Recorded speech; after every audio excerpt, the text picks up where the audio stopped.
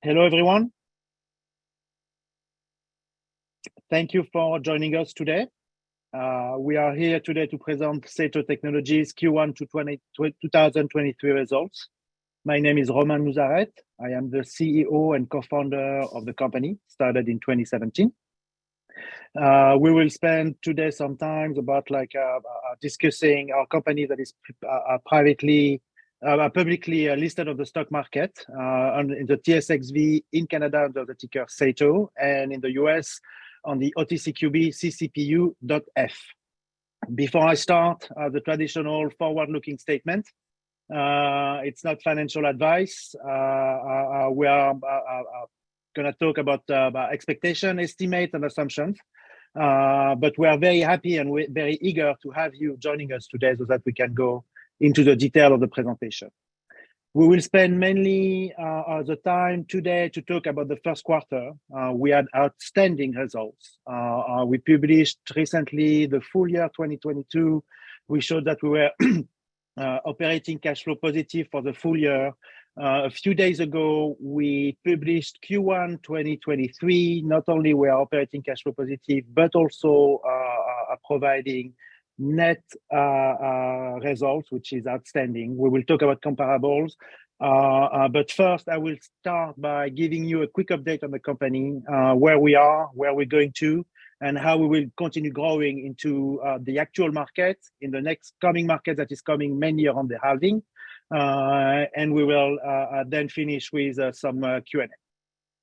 Corporate highlights, as I was saying, we have been starting the company in 2017, so we are operating since a long time. In 2021, we decided to get listed on the stock market. We wanted to be a publicly listed company because we know that in a bull market, this is the right way to raise money at scale. In terms of operation, today we are operating around 20 megawatts of power. It's green power producing almost zero carbon emission. We are mining from Quebec in Canada. Our energy is at 99.9% renewable, mainly hydroelectric. We are close to 0.6 exahash of mining power. To give you an idea, we are running around 6,000 computers, 6,000 mining rigs. In the total in the world, you have around 340 exahash. The biggest miner today have around 10 exahash, between 5 to 10 exahash. So at 0.6 exahash, which it shows that we are on the map, and that we are big enough to exist. More importantly, we've shown that we are financially stable, vertically integrated. This is extremely important for us. Why? Because in a bear market like we have been witnessing for the past year, you can only succeed if you have no intermediary between your computers and your energy. And this is what we have in our center. It was our own strategy to own the infrastructure. We manage our own electricity. We manage our own data center. We are what we call bare metal in some ways, and this is why we have outstanding results. More importantly, even, we are ultra efficient. It means that our center never stops. We make sure that we can run the computers on a long time, 24/7, 365 days a year. And it's important to do it well because you want to make sure that these computers can extract the most Bitcoin possible today, but also in the long term. And that's what we've built. And that's what we have shown for the whole year of 2022, again in Q1. Now we started to publish our monthly results. We started last month. We will start now every month, publishing the monthly result, how much Bitcoin we make per exahash, how much Bitcoin we are producing, and how much efficient we are. Next, we're going to talk about what is the long-term vision. As I was saying, we are extremely efficient operators. So we want to grow. We want to grow from 20 megawatts and do a minimum a 10x or more. So it means that we are looking now to expand in the coming 15, 18, 24 months, expanding our megawatt. And if we want to do it 10 times, it means that we are looking at getting a 200 megawatt of mining power. A good thing that we have in 2022, we bought some electrical equipment in advance. So we have 8 megawatts that we can currently deploy in a new site, and we are actively looking for a site. The idea, of course, to have more megawatt is also to produce more exahash. And you understood, by producing more exahash, we are producing more Bitcoin at the end. So the idea is simple. We've been showing for the past 5 years that we are extremely efficient at doing what we do. We've been showing that we can do it at scale for 20 megawatts. We've been showing that we are able to be operating cash flow positive. We are showing now that we can produce net profit. We just want to do it bigger, and that's what we are focusing on. This is a long-term vision for the company. At the same time, next slide. At the same time, we need to be ready for an event that is coming very soon to us. It's called the halving. You've heard about it, I'm sure, if you are here. So the block is going to produce half less Bitcoins than before. It's coming in about I would say 11 to 12 months. So it's near, and we need to be extremely cautious on the financial and how we run our operations. That's what we have been doing for the past 6 years, even more for the past year, because we're in a total bear market. And even now in Q1, it's still a difficult market. So we have been financially cautious. We want to be financially cautious.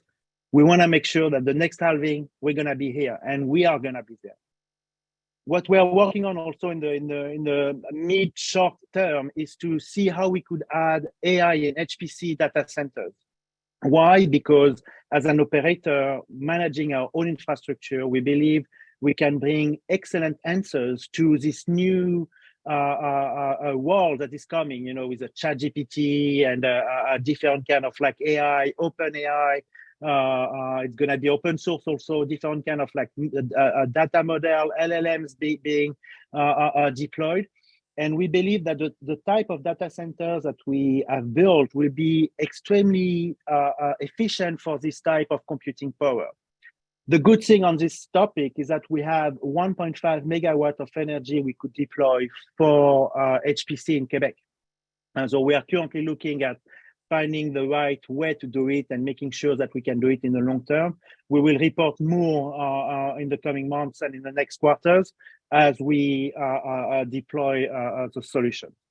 As you know, we're also a big fan of the Bitcoin and everything related to Bitcoin. So we are working on a different kind of like applications based on the Lightning Network and also on ordinals. It's something that is very much interesting right now. It's innovation built on top of Bitcoin, and we think it's really into our interest to look at that and to provide solution for this.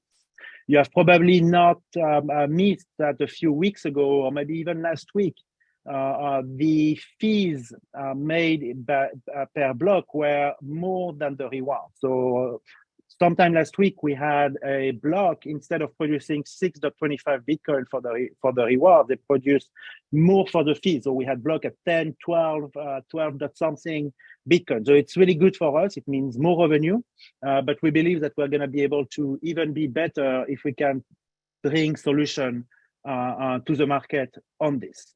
But again, financially cautious, the halving is coming. We want to grow. We have shown that we have been able to grow in difficult time. In the first crypto winter that we've seen in 2018, we've been able to grow. In the current crypto winter that we are in, we have been showing that we've been able to grow. And even better, we are making net profit. So the next slide. I will give the floor to Fanny. Fanny is our COO. You know her, and most of you here know her. She started with us as our CFO. She was a auditor for Grant Thornton for like 7 years. She's super knowledgeable. With her and her team, we have also a team extremely focused on our finance and financials and how to manage our cash flow and everything. And Fanny will go over our results for Q1. But first, she will start by taking a few minutes to explain the big pictures on how to read financial statements for Bitcoin miners. It's very opaque, sometimes difficult. So she's here, and Fanny, you're on. Hi, everyone. So exactly, as Romain explained, so I'm the CEO of Sato. I've been working with the team for many years now, and as a CPA, I usually have question: how can we navigate in the financial statement of a company having exposure to digital assets? So it's been very difficult, I will say. And even more, if you try to understand financial statement from a company that do mine digital assets, so either Bitcoin or other digital assets. So I wanted to take like few minutes this morning with you guys to try to give you more information or insight how to navigate in this financial statement, because every public miner release the year-end, the Q1 is now pretty much disclosed everywhere. So I think it's a good additional knowledge if you are not comfortable with this. So my first thing will be go to the note in the financial statement and try to find the digital asset note. In this note, you're gonna have all the movements during the period. So either the full year or quarter that been around digital assets. So either some digital asset mined, used. So you're gonna have a picture of what happened during this period.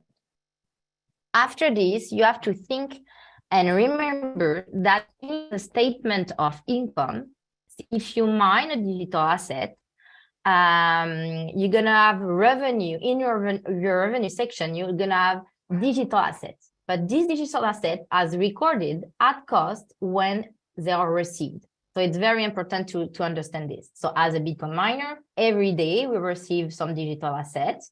So we have the cost of every day booked in our statement of income under revenue. Then two things. Either you use a digital asset in a period, that means you sell some digital assets. If you sell some digital assets, we have to compare to the cost when we receive, and you're gonna have again all loss on use in your revenue, in your statement of income again. If you're not use the digital asset, what is called HODL in this industry, that means you increase the quantity of unit of digital assets, and this unit quantity is shown in the balance sheet. But here again, be careful in the balance sheet. So it's a picture at a specific time. It's presented at the fair value, meaning you're going to have an unrealized gain or loss on reevaluation in the statement of income or comprehensive income again. So this is unrealized gain or loss depending on the volatility of the Bitcoin or the digital asset that you have in your balance sheet at a specific date. So either March 31 or December 31, for example. Now, we all know that basically for other industry, when you want to have a good understanding of a business, what you look, cash flow statement. Here again, you have to understand that all digital assets, so not only Bitcoin, all digital assets are not considered as cash or cash equivalents. So what does that mean? That means all digital asset value have to be deducted or added, we're going to see it, in the operating activity, depending on the use during the reported period. So if we sold digital assets, again, Bitcoin during the period, what we're going to have? We're going to have an increase in cash value of the sale. That exactly the amount you see gain loss in your statement of income. I just explained earlier. If you did not sell, that means it's going to only be in the financial position and you're going to have nothing in the cash flow statement. So be very careful. That means if you want to have the full picture, you have to think how much the company sell during the period. So it's going to be in the cash flow statement. How much is produced, you go to see in the notes. And how much is left over, that in the financial position, but the value, it has a specific date, not at the date you read the financial statement. So I hope this gonna give you a bit more understanding of how to navigate in the financial statement, and keep posted because you're gonna have more information from us on how to read more in detail the cycle of revenue to increase the knowledge in this industry. So now I think you're here for Sato. So let's jump into to our numbers. So here you see Q1 2023 and comparable is Q1 2022. So revenue, we have almost 4 million as a revenue. Cost of revenue a bit less than 2,800,000. That gives us a gross profit of 1,129,000. Expenses, so that's G&A expenses, a bit less than 1 million. That gives us an operating income of 725,000 compared to last year, same quarter, a loss just above 2 million.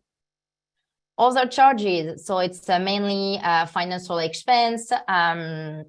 It's 214,000, and that gives us a net income for the period of 510,000, compared to last year, a net loss of 2,100,000. EBITDA, so for the Q1 2023, we have an EBITDA for 1,100,000 compared to last year, a negative EBITDA of 1,700,000. So some big highlights you might saw in the press release or in the MDA, but we have a total increase quarter per quarter on revenue, total revenue of 129%, increase of EBITDA of more than 2 million, almost 3 million, and a positive operating cash flow of just a bit less than 1 million. Here you see the evolution over the past 3 years, full year here, and then you have at the right the Q1 2023 result. So you can see that over the past 3 years, we had the negative EBITDA, but as soon as we remove all the accounting entries, non-realized and gain or loss, we have the adjusted EBITDA, and we see a good increase over the year. So we started with a 332,000 in 2022, 1,300,000 2021, 2022 just 258,000, and Q1 just below 1 million. Some other number that is very important and that miners usually explain, it's how much cost you to produce one Bitcoin. So here we put a lot of transparency, a lot of details in order to make you understand what we have in our cost to produce one Bitcoin. So Q1 average, it's 11,000 USD to produce one Bitcoin. You have on the right too the evolution over each month, so January, February, and March 2023. And on the left, you have a graphic when we compare to the price, so the average price of each month. So you see the profit we did, the gross profit in the dark blue for each month. You have the operating salary. So here we put all the salary that we need to operate our centers. Seat operation, so it's some maintenance costs, insurance costs, again, linked to the production of digital assets. And the main cost, again, it's the electrical cost in the light blue.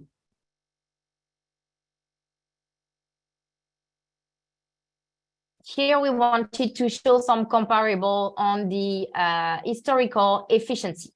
So you can see us, it's let's say the darkest blue with the dots. So you see a graph for the whole 2022 year, month by month, and the first 3 months of 2023, the evolution. And we put 3 comparable based on the information available. So you can see on the average of Q1 2023, we rank number 3 with a production of Bitcoin per exahash equivalent to 93.61. Something interesting that it need to be highlighted, you see that all the numbers from all the peers decrease at some point around September, let's say. September to March, you see a small decrease. And you see in blue, an increase in the network hash rate. So what's happened in the industry that we have more difficulty. So everyone produce a bit less since September. So the trend is the same for everyone, but it's something to look compared to the increase in the network hash rate.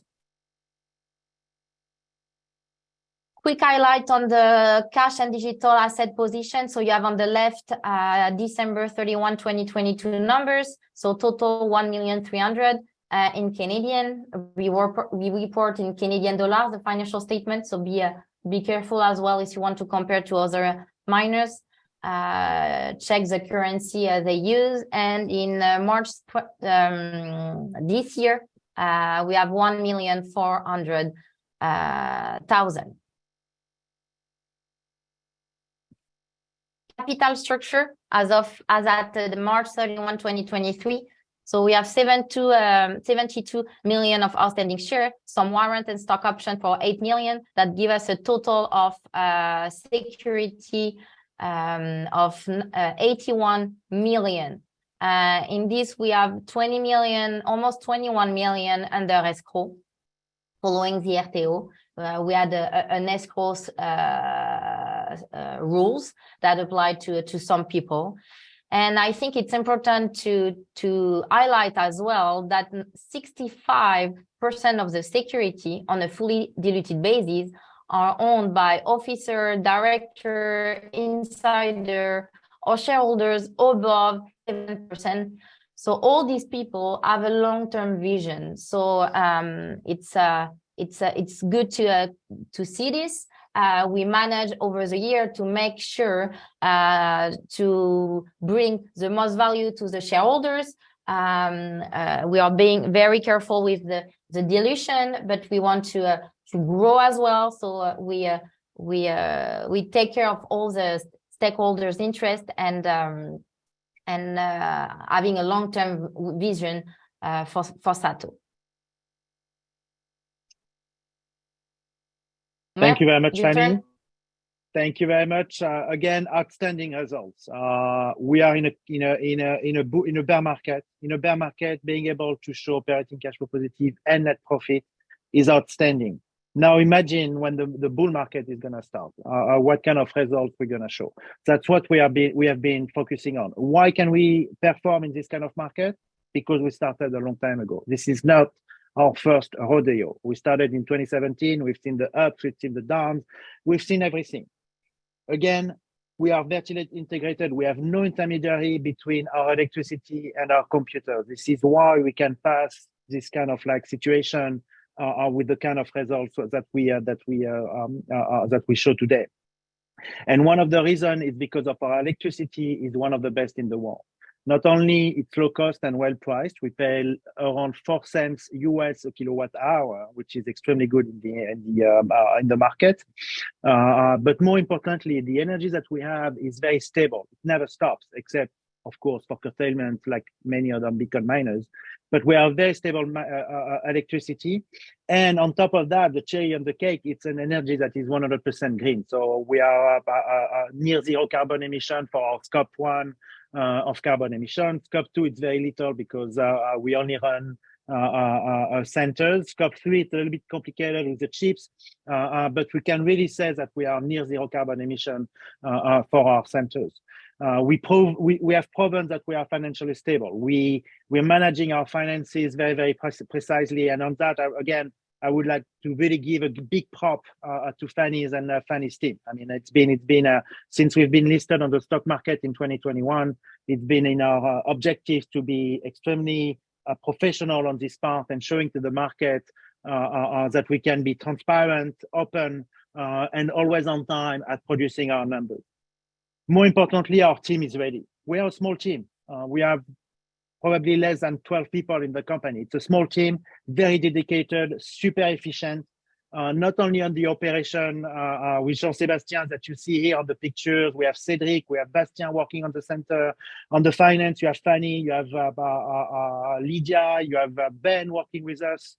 We also have a corporate counsel in the company, Alasdair, who is also helping us very much. But we are a core team of people dedicated on our mission. We've been showing for the past 5 years that we've been producing outstanding results. Now it's the time for us to grow. We want to grow responsibly because, again, the halving is coming soon, so we need to be cautious. But at the same time, we've shown in the past that even in bear market, we've been able to grow and increase our mining power. So this is happening now. It's coming in the next quarter, Q2, Q3, Q4. We are more than energized to do that, and it's a pun intended for the energy. And now we are going to deliver. So stay with us, expect us, continue watching us. We're going to show you very, very good stuff in the coming weeks, coming months, and coming years. We are not building for the next halving, but the next halving after that, and the next halving after that. I see some questions, so maybe we can answer some of them. So on the average Bitcoin production, so the ratio I showed earlier, so the 96.61 is per exahash. So if we go back to our numbers, that means around 58 for Q1, 58 Bitcoin per month. So that's a ratio that can be used to compare all the miner. With this ratio, you multiply by the exahash, and you're gonna have the production for each miners. Another question compared to wait. Sorry, Fanny. On this, I mean, I also see a question that is related, which is what is the average BTC production per day? So we published our monthly results, and we started last month. We're going to do that every month. Last month, 1.41 Bitcoin mine every day as a daily average, and also aggregate of self-mining and hosting. And in terms of exahash target, we want to grow. Today, 0.6 is great. We want to go to 1 exahash as soon as possible. We want to deploy our 8 megawatts of energy that we have already bought. But of course, we don't want to stop there. We want to go to 6 exahash, 10 exahash. We are in the race. We are extremely great operator. We are a professional, so we can scale. For us, doing 10 megawatt or 100 megawatt is the same thing. Of course, you have a little bit of differences between the two, but we can operate the same way. So it's a very linear business, which is also, I think, a question of Olivier saying, what is the exahash target? And Mara is going to 23 exahash. It's for sure, we're seeing lots of Bitcoin miners plugging more computing power. It's a good thing. It's a good thing for the security. But also, you need to understand that it's not really competition, because at the end, we are all sharing the same pie or the same cake. And you can be extremely profitable and efficient, even with 10%, 1%, 50%. So we can really continue growing, and we don't need to be the biggest one to be the most efficient. And that's what we've been focusing on. Question regarding the evolution of numbers quarter per quarter. So this information, I'm gonna give some numbers, but this information it's presented in the MD&A. So a recent one, it's page 15. So you have the evolution over the 8 past quarters. So that's an interesting data when you want to compare quarter per quarter result. So if we go back on to give you some idea, Q1 2022, we saw revenue was 1,700,000. Q2 2022, 2 million. Q3 2022, 2,700,000. Q4 2022, 4,100,000. And Q1 2023, it's 3,900,000. Why the small decrease? It's because, you know, in Quebec, we do curtailment. It's in the first quarter. So we always have a Q1 that is a bit lower than the past quarter, but we're maintaining. You can have in mind 4 million per quarter since Q4 2022. On the expense expenses, we considering we were in the bear market, we continue to manage the cost. We were very careful with the cost. That's why you saw a decrease in the expenses. Q4 1,600,000 and Q1 2023 a bit less than 1 million. So let me see if I have another number that is asked. So maybe so the net income loss in Q4 2022 was 1,500,000 compared to a net profit in Q1 of 500,000. So what we're showing is that we reduced our cost in a bear market. This is important. I mean, I've been managing companies in technology for the past 25 years. I've also seen 2008. I've also seen the internet bubble. In bear market, you need to look at your cost and you need to cut and cut and cut. And yet you need to make sure also that you can continue operating, because when the market starts back, you want to make sure that you can deploy and expand. So this is what we've been working on for the past a few months. Obviously, it takes time sometimes to see the effect on the cost cutting on the account, but this is also why we are seeing it in Q1, and we will continue doing this for the next quarter.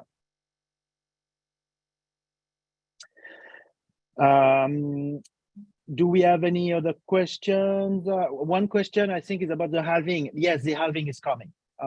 It's in our mind. We've seen an halving already since we started. It's going to be the fourth halving coming into the Bitcoin network. We're going to have way more halving in the next 100 years. So we are prepared. We are very careful. What we're going to see, and again, it's a game of Bitcoin. In a Bitcoin mining, you need to be the most efficient so that you can pass the next halving and the next halving. That's why we are building our company with this in mind.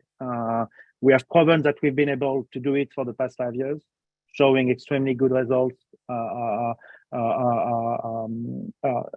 So we will continue doing it at the same time. And if the halving the halving will happen, but if the Bitcoin market is not very favorable to Bitcoin miners, we're going to see another branch of Bitcoin miners who are not efficient stopping.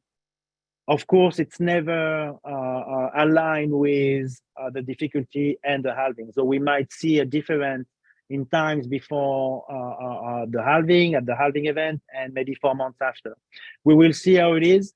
But we are going to take a very open approach like we've done before, taking the problems when they arrive and making sure that we can pass. But the way we've been structuring ourselves, our cost of energy, our efficiency of our miners will make it so that we will pass the next halving. Is there any other questions in the chat? I don't see them. No, it's answered. So thank you. Thank you, everyone. Thank you, everyone. Thank you for being here. Again, tough time for Bitcoin, tough time for the market, but we are more than ever excited to continue growing and developing more solutions for Sato. And for every vertical we're working in, focusing on Bitcoin mining, making sure that we can grow our operation at least 10 times in the next X months. I don't really know exactly at what time, because you have different kind of variables that comes into play, but it's our focus. We want to grow. We want to put the recipe that we've put in place in the past 5 years into the next 5 years. And at the same time, we want to deploy more energy for HPC and AI. This is extremely interesting what's going on. I believe that a ChatGPT type of situation is going to explode. I mean, when we're going to have as much people using ChatGPT as people using Google search today, we're going to see an increase and an explosion of computing power related to that. And as a Bitcoin miner, we believe the centers that we have built as an operators will be extremely well positioned to take pieces of the hosting market in that market segment. So We'll come back. We will do quarterly meetings. So you will be invited. Please follow us on our website. Add your email so that you can receive news. Also, follow us on Twitter. Follow us on LinkedIn. And we'll have more good news to announce very soon. Thank you very much.